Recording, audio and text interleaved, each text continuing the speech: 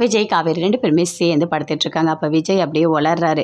இங்கே பாரு காவேரி, உனக்கு என்ன வேணா கூட என்கிட்ட கேளு, அதை எல்லாமே நான் கொண்டு வந்து தரேன். நான் உன்னை நல்லா பார்த்துப்பேன் காவேரி, உன் மனசு கஷ்டப்படாமல் இருக்க நான் கண்டிப்பாக எல்லாமே பண்ணுவேன். உன்னை நான் கஷ்டமாக பேசிட்டேன் தெரியுமா, எனக்கு அதுவே ரொம்ப கஷ்டமாக இருக்குது அப்படின்னு சொல்லிட்டு இருக்காரு. அதெல்லாம் அப்படியே காவேரி கேட்டுட்ருக்காங்க, எதுவுமே பேசவே இல்லை. அப்படியே மேலே கை போடுறாரு. உடனே காவேரியும் கை போடுறாங்க. கை போடும்போது அப்படியே தவடையில் கை வச்சு அப்படியே பார்க்குறாங்க. பார்க்கும்போது ஐயோ இல்லை காவேரி, இல்லை இல்லை இல்லை, நீ வந்து தப்பாக யோசிக்கிற, இன்னும் 8 மாதம் தான் நீ இங்கே இருக்க போகிற அப்படின்னு சொல்லிட்டு அப்படியே கையை எடுத்துட்டாங்க. எடுத்துகிட்டு யோசிக்கிறாங்க. ஆனால் ரொம்ப ரொம்ப நல்லவராக இருக்கார் அப்படின்னு சொல்லிட்டு. நாம் தான் இவரை தப்பாக புரிஞ்சுக்கிட்டோமோ, இவர் கொஞ்சம் கோபக்காரன், ஆனால் உள்ள மனசு ரொம்ப தங்கமாக இருக்குது அப்படின்னு சொல்லிட்டு அப்படியே யோசிச்சுட்டே இருக்காங்க.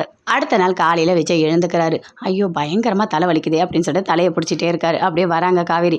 என்ன சார், என்ன எப்படி இருக்குது உடம்பு இப்போ அப்படின்னு சொல்லிட்டு கேட்குறாங்க. அதுவா, ஒன்றும் இல்லை, பயங்கரமாக தலை வலிக்குது. ஆமாம் சார், கொஞ்சமாக குடிக்கணும், நீங்கள் அளவே இல்லாமல் குடித்தா அப்படி தான் ஆகும் அப்படின்னு காவேரி சொல்கிறாங்க. சரி, உங்களுக்கு ஏதாவது வேணுமா, தைலம் ஏதாவது போட்டு விடவா, உங்களுக்கு ஏதாவது வேணுமா அப்படின்னு சொல்லிட்டு கேட்குறாங்க. என்ன காவேரி, நீ வீட்டில் பண்ண மாதிரி இங்கேயும் பண்ணிகிட்டு இருக்க அப்படின்னு சொல்லிட்டு விஜய் சொல்கிறாரு. இல்லை சார், எங்கேயா இருந்தால் என்ன, தலை வலிச்சா இப்படி தானே பண்ணுவாங்க அப்படின்னு சொல்லிட்டு காவேரி சொல்கிறாங்க. சரி சரி, ஒன்றும் இல்லை, நான் கொஞ்சம் படுத்தா சரியாயிடும்னு நினைக்கிறேன், நான் என்ன கொஞ்சம் படுக்கிறேன் அப்படின்னு சொல்லிட்டு விஜய் சொல்கிறாரு. சரிங்க சார், நீங்கள் படுங்க, எவ்வளோ நேரம் வேணாலும் படுங்க, உங்களுக்கு என்ன வேணாலும் நான் வந்து செஞ்சு வைக்கிறேன், நீங்கள் பொறுமையாக வாங்க அப்படின்னு சொல்லிட்டு அங்கேருந்து காவேரி போய்ட்டு சமைக்க ஆரம்பிச்சிட்டாங்க. குமரன் வீட்டுக்கு வராரு. வந்த உடனே யமுனாவை பயங்கரமாக பார்க்குறாரு. பார்த்து நீங்கள் வா யமுனா அப்படின்னு சொல்லிட்டு கூப்பிட்டு கேட்குறாரு. ஆமாம், உனக்கு கல்யாணம் நடக்கிறதுக்கு முன்னாடியே தெரியுமா, நிவின் உங்ககிட்ட சொன்னாரா அப்படின்னு சொல்லிட்டு கேட்குறாரு. இல்லைம்மாம்மா. என்ன இல்லைம்மாம்மா, சொல்லு, உண்மையை சொல்லு, எதுக்காக இந்த கல்யாணம் நடக்கணும்னு நீ நினச்ச சொல்லு அப்படின்னு கேட்குறாரு. நிவின் எல்லாத்தையும் என்கிட்ட சொல்லிட்டாரு. அப்போவே உங்ககிட்ட சொல்லியிருக்காரு, இந்த கல்யாணத்தை தடுத்து நிறுத்தணும், என்கிட்ட சொல்லுன்னு. ஆனால் நீ என்கிட்ட சொல்லாமலேயே சொல்லிட்டேன்னு சொல்லியிருக்க, எதுக்காக நீ இப்படிலாம் பண்ண அப்படின்னு சொல்லிட்டு குமரன் பயங்கர கோபமாக கேட்குறாரு. இல்லைம்மாம்மா, என்ன இல்லைம்மான்னு சொல்லிட்டு இருக்க, சொல்லு, எவ்வளோ பெரிய தப்பு பண்ணியிருக்க நீ, கொஞ்சம் கூட நீ யோசிக்கவே மாட்டியா? இப்போ அந்த ராகினி கல்யாணம் பண்ணிட்டு வந்ததுனால காவேரிக்கு எவ்வளோ பெரிய பிரச்சனை தெரியுமா? ஒரு நாள் கூட அந்த ராகினி நிம்மதியாகவே இருக்க விட மாட்டா.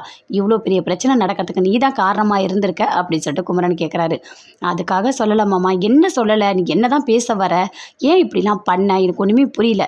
சரி, நான் எல்லாருக்கிட்டையும் போய் கங்கா கிட்ட சொல்கிறேன், அப்புறம் என்ன நடக்குதுன்னு பார்க்கலாம் அப்படின்னு குமரன் சொல்கிறாரு. வேண்டாம் மாமா, வேண்டாம், அக்கா கிட்டலாம் எதுவும் சொல்ல வேண்டாம், அக்கா கிட்ட எதுவும் சொல்ல வேண்டாம்னா என்ன சொல்லப்போ அப்படின்னு சொல்லிட்டு குமரன் கேட்குறாரு. இல்லை மாமா, நான் வந்துட்டு ராகினிக்கு கல்யாணம் நடந்தால் நல்லது தானே, அப்படி தான் நான் நினச்சேன், வேறு எதுவும் நான் நினைக்கல அப்படின்னு சொல்கிறாங்க.